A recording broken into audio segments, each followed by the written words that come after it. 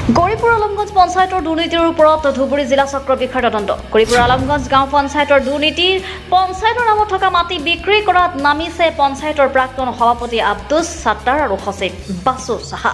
পঞ্চায়তৰ মাটি দোকানঘৰ বনাই কোটি কোটি টকাৰ বিক্ৰী কৰাৰ অভিযোগ ৰাইজৰ। দুৰ্নীতিৰ বিৰুদ্ধে মাত মাতিলে প্ৰাণে মৰাৰ ভাবুকি আব্দুছ সাত্তাৰৰ। লগতে আলমগঞ্জ বজাৰৰ ওচৰতে থকা চৰকাৰী খণ্ডৰ মাটিখিনিও বিক্ৰী কৰাৰ লগতে চান্দ মিয়া নামৰ ব্যক্তিগৰাকীয়ে বাউণ্ডাৰী ৱাল বলপূৰ্বকভাৱে ভাঙি দিয়াৰ অভিযোগ উত্থাপন কৰিছে। ৰাইজে এতিয়া তদন্ত বিচাৰিছে। কেইদিনমান আগতে আমি আলমগঞ্জ পঞ্চায়তৰ দুৰ্নীতি ৰাইজৰ অভিযোগ মতে কিন্তু পোহৰলৈ আনিছিলোঁ আৰু তাৰ লগতে জিলা আয়ুক্ত মহোদয়ে কিন্তু অৱগত কৰিছিলোঁ যে আলমগঞ্জ পঞ্চায়তত খালী ঠাইবিলাকত যি অবৈধভাৱে দোকান পোহৰ নিৰ্মাণ কৰি অখিলঞ্জীয়া মানুহৰ হাতত গতাই দিয়া হৈছে। লাখে লাখে টকা আহৰণ কৰি অখিলঞ্জীয়া মানুহৰ হাতত সত্তাৰ আলী প্ৰাক্তন সভাপতি আৰু প্ৰাক্তন সভানেত্ৰী সালিমা বিবিয়ে যি কাণ্ড কৰিছিলে এই কাণ্ডৰ ওপৰত কিন্তু আমি তদন্ত বিচাৰিছিলোঁ। আজি আমি আপোনালোকৰ জৰিয়তে জিলা আয়ুক্ত মহোদয়ক ধন্যবাদ আৰু কৃতজ্ঞতা জ্ঞাপন কৰিছোঁ। জিলা আয়ুক্ত মহোদয়ে কিন্তু তৎকালীনভাৱে ইয়াৰ তদন্ত আৰম্ভ কৰিছিলে। জিলা আয়ুক্ত মহোদয়ে গৌৰীপুৰ চক্ৰ বিষয়া ডাঙৰীয়া হতুৱাই আজি তদন্ত কৰিছে। আজি চক্ৰ বিষয়া মহোদয়ে আলমগঞ্জত উপস্থিত হৈ সৰেজমিন তদন্ত কৰি বহুতখিনি বস্তুই কিন্তু গম পাইছে। তাৰ লগতে আমি আপোনালোকৰ জৰিয়তে আমি ধুবুৰী জিলা আয়ুক্ত মহোদয়ক ক'ব বিচাৰিছোঁ, কেৱল দোকান পোহৰেৰে দুৰ্নীতি নহয়, অবৈধভাৱে কিন্তু পঞ্চায়তৰ মাটি বিভিন্নজনক কিন্তু পাট্টা দিয়াৰ নিচিনা কিন্তু জঘন্য কামো কিন্তু সংঘটিত কৰা হৈছে। আমি বিচাৰিছোঁ তদন্ত সঠিক দিশত যাওক। আমি বিচাৰিছোঁ তদন্তক্ৰমে সত্তাৰ আলী আৰু সালিমা বিবিক অতি সোনকালে আইনৰ আওতাত আনিব লাগে। তেখেত দুয়োজনে কিন্তু আলমগঞ্জৰ অস্তিত্ব নোহোৱা কৰিছে, আলমগঞ্জত খিলঞ্জীয়াৰ অস্তিত্ব নোহোৱা কৰিছে। এই দুয়োজনকে অতি সোনকালে আইনৰ আওতাত আনি তেখেত দুয়োজনকে কিন্তু কঠোৰৰ পৰা কঠোৰ শাস্তি দিয়াৰ আমি কিন্তু জিলা প্ৰশাসনক দাবী জনাইছোঁ। তাৰ লগতে আপোনালোকৰ জড়িত ক'ব বিচাৰিছোঁ, সত্তাৰ আলীৰ বিষয়ে আপোনালোকে জানে, তেওঁ এজন দুৰ্ধৰ্ষ মানুহ। তেওঁৰ বিভিন্ন ধৰণৰ ক্ৰিমিনেল ৰেকৰ্ড প্ৰিভিয়াছত আছে। ঠিক তেনেকৈয়ে কিন্তু তেওঁ আমাকো কিন্তু দাবী ধমকি দিয়াৰ চেষ্টা চলিছে তেওঁৰ গুণ্ডা বাহিনীৰ হতুৱাই। আমি সত্তাৰ আলীক আপোনালোকৰ জৰিয়তে ক'ব বিচাৰিছোঁ, ৰাইজৰ মাত আমি হেজাৰবাৰ মাতিম। তাতে আপুনি যি কৰাৰ ইচ্ছা আছে কৰি থাকক। সদৌ অসম গৰিয়া মৰিয়া দেখি জাতি পৰিষদে এইবিলাকত কেয়াৰ নকৰে।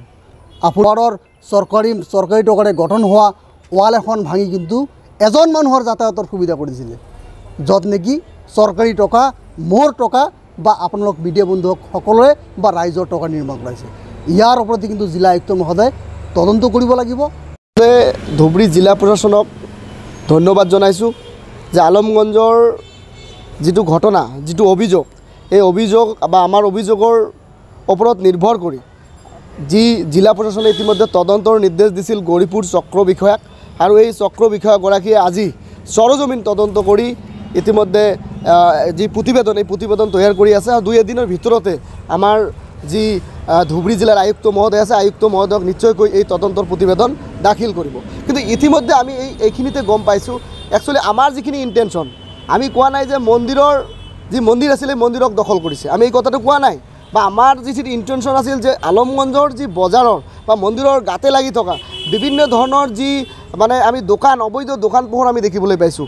আৰু এইখিনি এটা পৰিৱেশ বিনিষ্ট হৈছে, এটা মন্দিৰৰ স্বচ্ছতা নষ্ট হৈছে বা মন্দিৰৰ যিটো পবিত্ৰতা থাকিব লাগে এইখিনি আমি দেখিবলৈ পোৱা নাই। আমি নিজে যেতিয়া গৈছিলোঁ মন্দিৰটো দৰ্শন কৰিবলৈ, কিন্তু এই ঘটনাটোৰ ক্ষেত্ৰত আমাক দুখ লাগিছে, যাৰ কাৰণে আমি কিন্তু এটা প্ৰতিক্ৰিয়া দিছিলোঁ। আজি এই সৰজমিন তদন্ত কৰাৰ পিছত চক্ৰ বিষয়াগৰাকীয়ে তদন্ত কৰাৰ পিছত আমি যিখিনি গম পাইছোঁ, গম পোৱা মতে যে 60 বছৰ আগতে আমাৰ যি জনকল্যাণ সমিতি নামৰ এটা সমিতিয়ে এডোখৰ মাটি কিনিছিল আলমগঞ্জ গাঁও পঞ্চায়ত আৰু আমাৰ যি আলমগঞ্জ সমবায় সমিতি আছে তাৰ মাজৰ এডোখৰ মাটি কিনিছিল তাৰে 80% হৈছে মছজিদৰ নামত আৰু 20% হৈছে মন্দিৰৰ নামত আৰু এই মাটিখিনি যি জলকল্যাণ সমিতিৰ যি সভাপতি সম্পাদক আচলতে এই কিন্তু এই ছাত্ৰৰ নামত যিজনৰ নামত ইতিমধ্যে বিভিন্ন অভিযোগ দুৰ্নীতিৰ অভিযোগ আছে এই ছাত্ৰৰ কিন্তু ঘনিষ্ঠ মানুহ হয় গতিকে এই ঘনিষ্ঠ মানুহৰ কাৰণে এই আচলতে এই মাটিখিনি কিন্তু ছাত্ৰে ইতিমধ্যে আমি যিখিনি গম পালোঁ যে আচলতে এই ছাত্ৰে কিন্তু মানে দখল কৰি মানে আধা দখল কৰি বিভিন্ন কনষ্ট্ৰাকশ্যন বনাই ইতিমধ্যে বিভিন্নজনক বিক্ৰী কৰাৰ এটা অভিযোগ উত্থাপন হৈছে আৰু ইতিমধ্যে আমি জনামতে হয়তো চক্ৰ বিষয়াগৰাকীও হয়তো নজৰত পৰিছে যি মাটিডোখৰ আছিল এই মাটিডোখৰৰ কিন্তু আধাত কনষ্ট্ৰাকশ্যনৰ কাম চলি আছে গতিকে ইতিমধ্যে এই জনকল্যাণ সমিতি হওক বা আমাৰ যিবিলাক ইতিমধ্যে অবৈধভাৱে আলমগঞ্জ বজাৰত দোকান পোহৰ আছে তেওঁলোকৰ মালিকক কোনে খাই আছে কোনে দোকানটো কৰি আছে কোনে কাক মানে হেৰি দিয়ে মানে আপোনাৰ ভাড়া দি আছে সবকে কিন্তু ইতিমধ্যে তলব কৰিছে তেওঁলোকে নিশ্চয়কৈ চক্ৰ বিষয়াৰ ওচৰত আহি নিশ্চয় দাখিল কৰিব লাগে আৰু ইয়াৰে এটা প্ৰতিবেদন কিন্তু আমাৰ ধুবুৰী জিলাৰ আয়ুক্ত মহোদয়ক কিন্তু দাখিল কৰিব দাখিল কৰাৰ পিছতে গম পোৱা যাব যে আচলতে যে আলমগঞ্জ বজাৰৰ বিভিন্ন অবৈধ দোকান পোহৰত কিন্তু বিভিন্ন এটা দুৰ্নীতি হৈছে যোৱা 10 বছৰত এই দুৰ্নীতিৰ মানে যিটো খলনায়ক বুলি ক'ব লাগিব খলনায়ক কিন্তু এই ছাত্ৰৰ Ali news desk report Suhana Naik.